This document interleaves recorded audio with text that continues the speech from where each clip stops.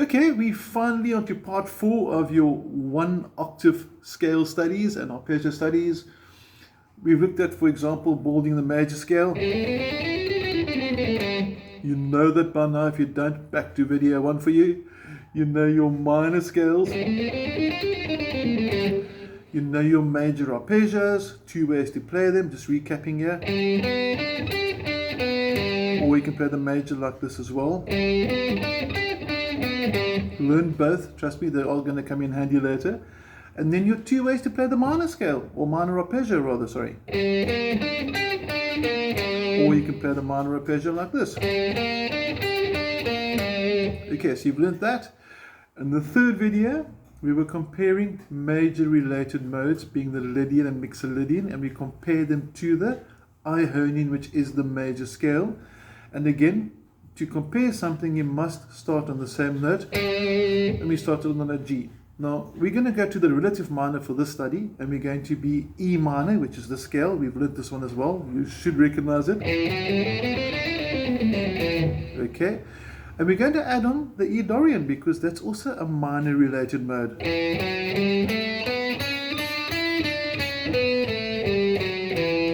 One more time for those that aren't sure of the shape, and the diagram is obviously on your PDF. Learn your scale shapes. Here we go one more time. E Dorian shape. And then we have lastly the Phrygian shape, which is going to look and sound like this.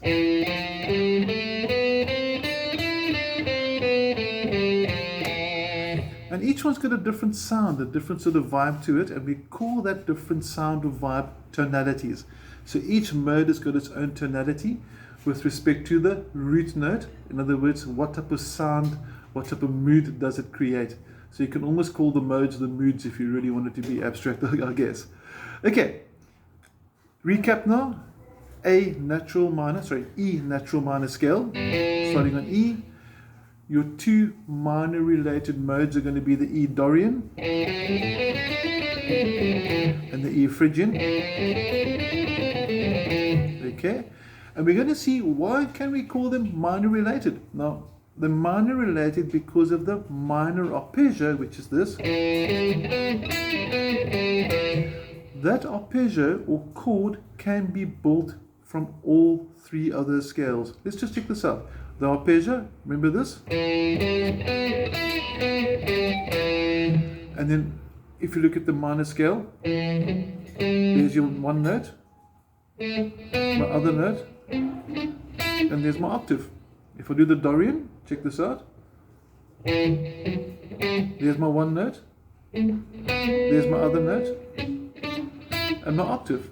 So I can build the minor arpeggio within the Dorian and the Aeolian mode. And now also if I go to the Phrygian, there's again the same note, and there's my other note. So all 3 of those modes enable you to build a minor arpeggio from the first note, so they're all minor related. Okay, now we're going to compare them one more time. The natural minor to the Dorian is going to sound like this. Natural minor first, starting from E.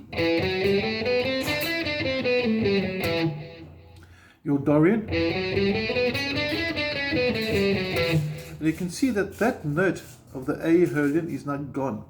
It's been replaced with that note there in the Dorian. Here's the Aeolian, and here's the Dorian.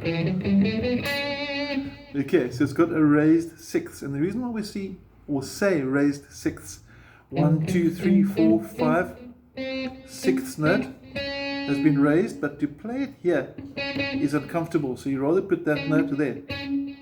It's still the same note, so you've raised the 6th note.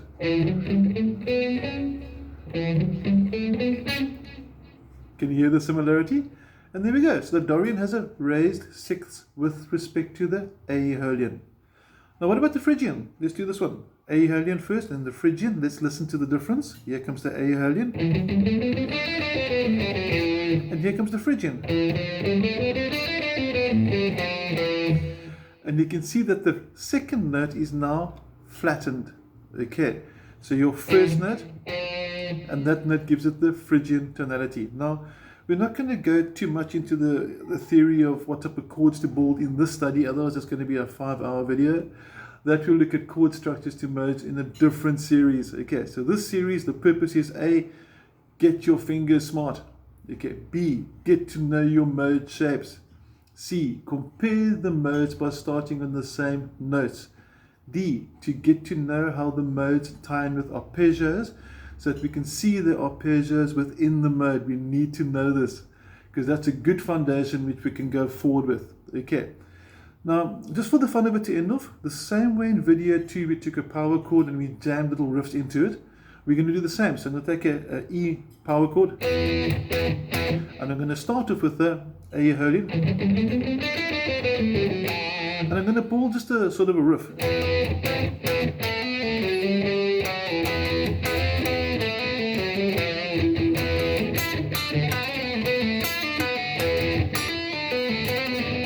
For example, okay, it's got a certain sound to it, sounds cool, I like it.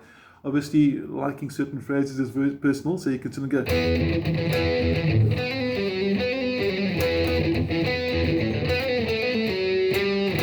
And you can build whatever you like as long as you stay inside the scale notes. That was your natural minor, the Aeolian. Now for the Dorian, we need to change this note, so I can't use him to that note, which is the same as that note. Remember? Same thing, hey? So let's have a look at this now. We're going to go from this.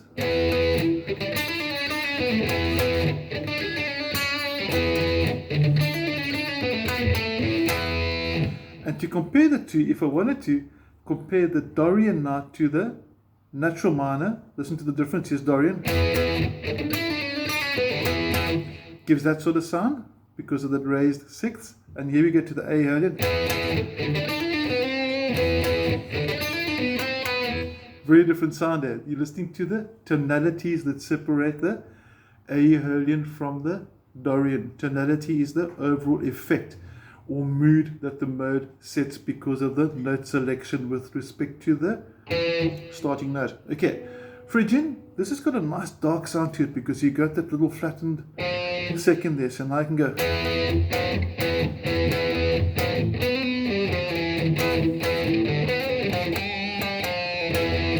And that you can hear it wants to be resolved, it wants to go somewhere. So if you want to get a nice sort of dark sound,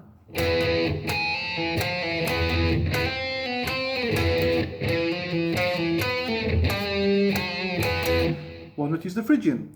Now, getting back to positions that I mentioned in previous videos as well. There's two ways to approach your modes. The one is to know them as positions, because this enables me to play anywhere on the guitar neck. So if I'm in the key of C, for example, then I want to start fret number 8. I can play, for example, and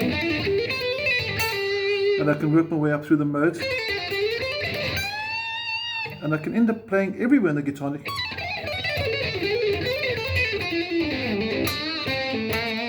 Using my modes simply as positions to connect all the notes in the key. That's the one step.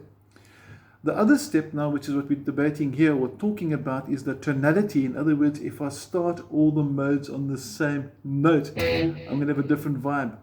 But E Aeolian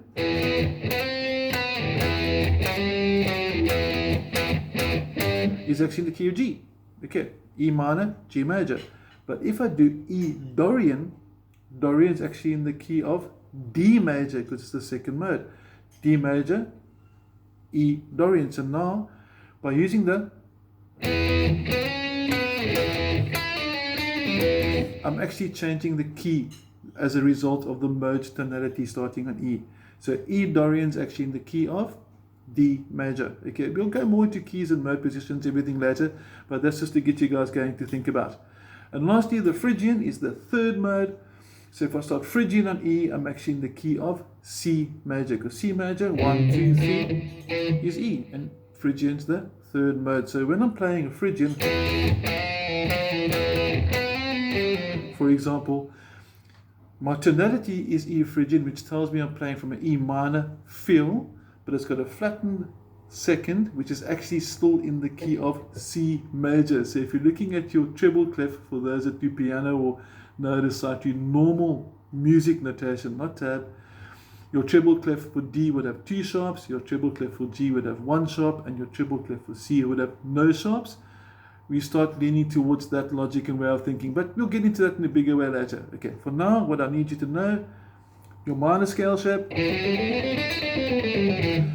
your Dorian shape, and your Phrygian shape. We need to know what separates them and how they can create different moods, all starting from the same place, and that you can have fun with them. So smart fingers, get to know your scales, and have lots of fun, and play your amp loud. Any questions, please feel free to WhatsApp me or send me an email. And otherwise, have an awesome day. Thank you.